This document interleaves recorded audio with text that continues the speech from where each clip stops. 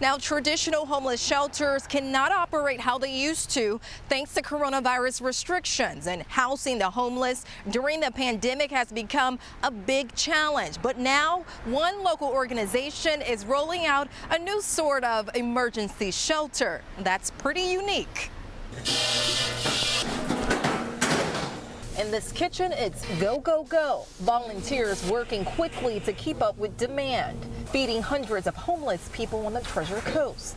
Nobody would have thought, COVID-19 would come through and, destroy communities. When the pandemic struck, many people found themselves laid off and worse, living out on the streets. There's tragedy and there's heartache and there's people that are in need. Tony Zorbal fears those numbers will continue to climb when eviction protections expire. So the source got creative.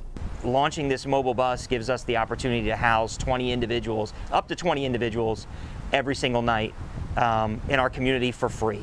It's literally a 45-foot motor coach that travels cross country.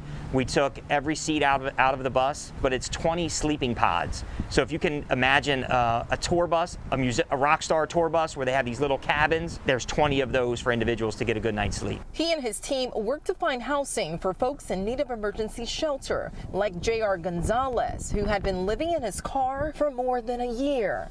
It's hard, thinking day by day what you're going to eat, where you're going to sleep at. Like the others that are sleeping inside the camps, on benches, but it's difficult for them. 51% of everybody in Indian River County is one emergency away from being on the street. And those numbers are just staggering. Now, Tony tells CBS 12 News there's no other overnight emergency shelter on the Treasure Coast. And he says that has to change, but for